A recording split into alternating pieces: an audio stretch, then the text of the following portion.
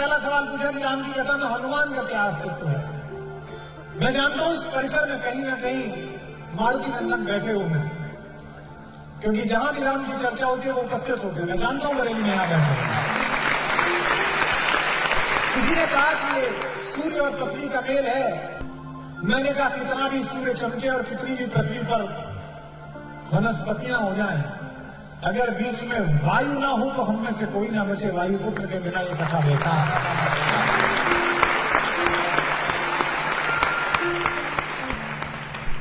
Communication की बड़ी चर्चा है साहब। राजनीति में बिना कम्युनिकेशन आप सफल नहीं है, साहित्य में बिना कम्युनिकेशन आप सफल नहीं है, मार्केटिंग में आप सफल नहीं है। दुनिया का एक बड़ा व्यापारी है एलन मस्क, वो कम्युनिकेटर भी बहुत बड़ा है। सुबह से शाम तक ट्विटर पे बैठा रहता है। दुनिया के सारे बड़े नेता कम्युनिकेटर से। कम्युनिकेशन की बड़ी चर्चा है। लोग मुझ पर रीच कर कहते हैं कि आप पर सरस्वती की कृपा है। अगर कम्युनिकेशन भी सीखना हो, डिप्लोमेटिक कम्युनिकेशन सीखना हो, इस देश की सरकारों को अपने डिप्लोमेट्स को, IAS अधिकारियों को रामचरितमानस पढ़ानी चाहिए, राम की कथा पढ़ानी चाहिए। वो आपको बताएगी कि घर में जो शत्रु है उससे कैसा कम्युनिकेशन करना है, जो बाहर शत्रु है उससे कैसा कम्युनिकेशन करना है। हनुमान जैसे सरल और मित भाषी व्यक्ति को कितना अद्भुत कम्युनिकेटर राम ने बना दिया है अपने सत्संग से। अंगद को कितना अद्भुत कम्युनिकेटर बना दिया, कभी आप मानस पढ़िए। मारुति नंदन भगवान के जीवन में आने वाले सारे कष्टों का निवारण करते हैं। कितना अद्भुत बात है कि स्वामी तो पूरी दुनिया के कष्टों का निवारण करता है, और स्वामी पर जब कष्ट आता है तो सेवक उसका निवारण करता है।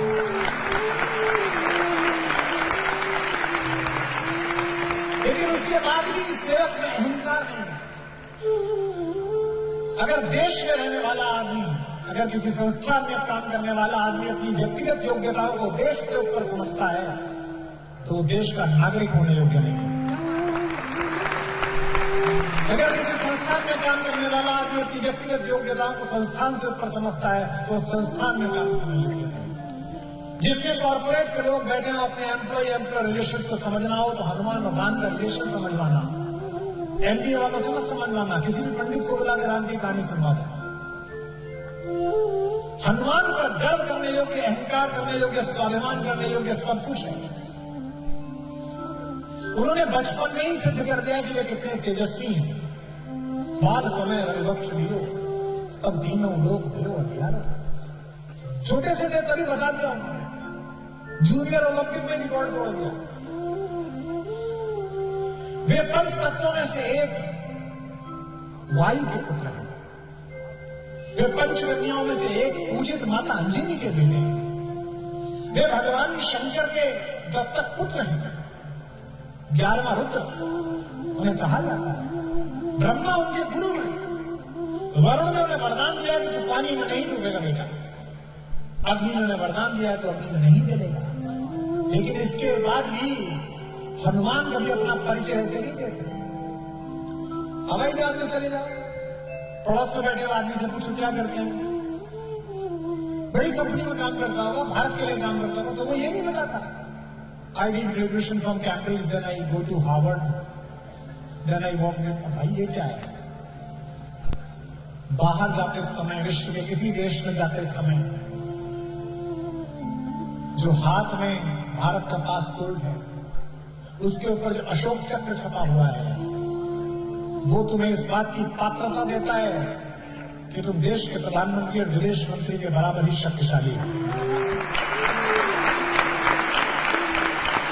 बाहर जाओगे, विदेश में जाते समय सदा याद रखो कि यहां तुम किसी दल के, किसी जाति के, किसी संप्रदाय के, किसी धर्म के व्यक्ति नहीं हो। यहां भारत के प्रतिनिधि हो। तुम्हारे माध्यम से भारत बोल रहा है।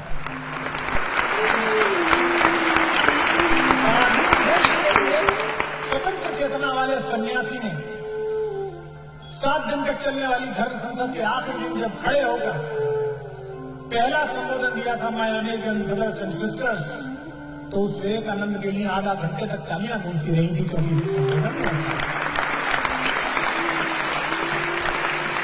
उन्होंने भारत में अंग्रेजों का साथ दे रहे राजाओं की निंदा नहीं की।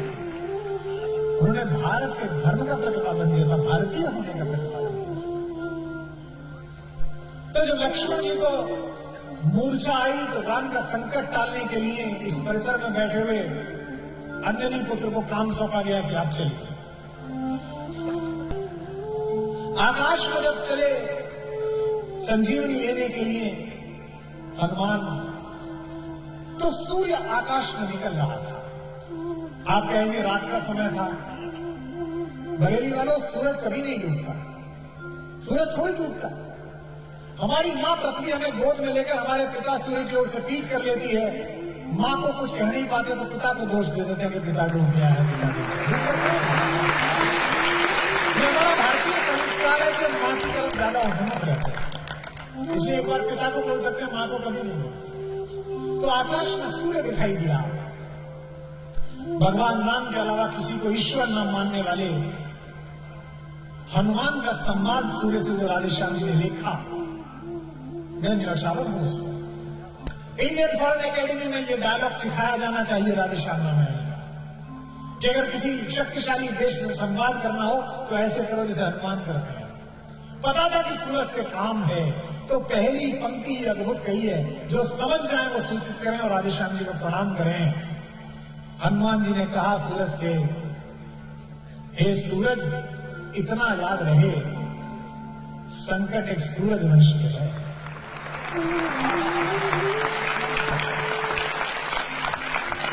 इसे कहते हैं डिप्लोमेसी, इसे कहते हैं डायलॉग की डिप्लोमेसी। क्योंकि राम भी तो सूर्यवंशी है, लक्ष्मण भी तो सूर्यवंशी है। सूरज से कह रहे हैं मेरा काम नहीं है, तुम्हारा काम है। आज हम लोग सिखा रहे हैं यूक्रेन की तस्वीरें दिखाकर कि यूक्रेन में मनुष्यता शर्मसार हो रही है। हमसे कहते हैं कि आप इधर बोलोगे किधर बोलोगे। दुनिया की मनुष्यता के झंडा बरदारों, दुनिया में मानवाधिकारों का ढिढोरा पीटने वालों, भारत को मत समझाओ किधर खड़े होना है। जब ये दुष्ट पड़ोसी हमारी तरफ अमेरिका से भीख में मिले हुए हथियार लेकर चला था तो कोई नहीं आया था, उस समय रूस आया था हमें बचाने के लिए। हम उसके साथ खड़े, हमको कोई नहीं सिखाया। ये सूरज इतना याद रहे कि संकट एक सूरज वंश पे है। लंका के नीच राहु द्वारा आघात दिनेश वंश का है। और विनम्रता देखिए, इतने शक्तिशाली व्यक्ति की विनम्रता, डिप्लोमेसी देखिए। इसलिए छिपे रहना भगवान, जिसने राम के अलावा किसी को भगवान नहीं कहा, वो सूर्य से कह रहा है। ये राधेश्याम जी का कमाल था। इसलिए छिपे रहना भगवान, जब तक न जड़ी पहुंचा दूंगा, बस तभी प्रकट होना दिनकर जब संकट निशा मिटा दूंगी। मेरे आने से पहले, फिर भावुक भी कर रहे हैं, मेरे आने से पहले यदि किरणों का चमत्कार होगा तो सूर्यवंश में सूर्यदेव निश्चित ही अंधकार होगा। फिर कहते हैं कि बहुत मुझे उम्मीद है, आशा है, स्वल्प प्रार्थना यह सच्चे जिसे स्वीकारोगे, आतुर की आर्त अवस्था को होकर कर्णार्थ निहारोगे। 8 पंक्तियां विनम्रता की और बाद में 2 पंक्ति भारतीय तेवरों की। इस देश का तेवर ऐसा होना चाहिए, इस देश के विदेश मंत्री, प्रधानमंत्री, इस देश के रक्षा मंत्री, गृह मंत्री की भाषा ये होनी चाहिए जो हनुमान कह रहे राधेश्याम रामायण के मुख से। मैं धीमे से पढ़ूंगा और विस्फोट पैदा होगा यहाँ भारतीय स्वाभिमान का। अन्यथा क्षमा करना दिनकर, अंजनी तने से पाला है। बचपन से जान रहे हो तुम हनुमत कितना मतवाला।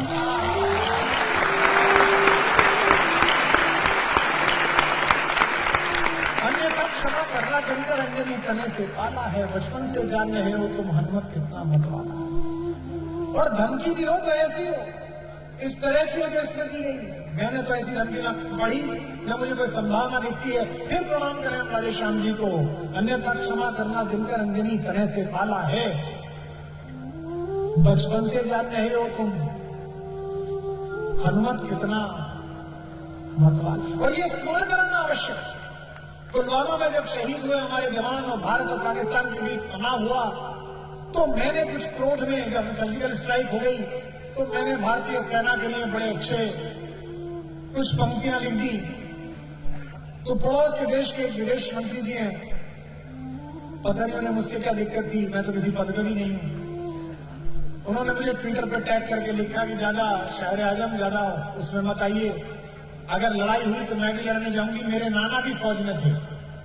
बरेली वालों, मैंने अपना मासूम सवाल पूछा तो वो ब्लॉक करके चली। अब आप देखना कितना मासूम सवाल। उन्होंने मुझे कहा कि मेरे नाना भी फौज में थे। तो मैंने सिर्फ इतना पूछा कि मोहतरमा, आपके नाना ढाका में पोस्टेड तो नहीं थे?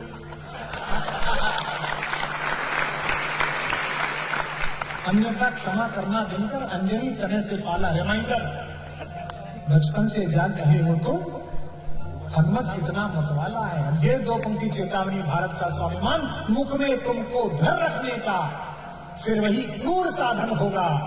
बंदी मोचन तब होगा जब लक्ष्मण का दुख मोचन।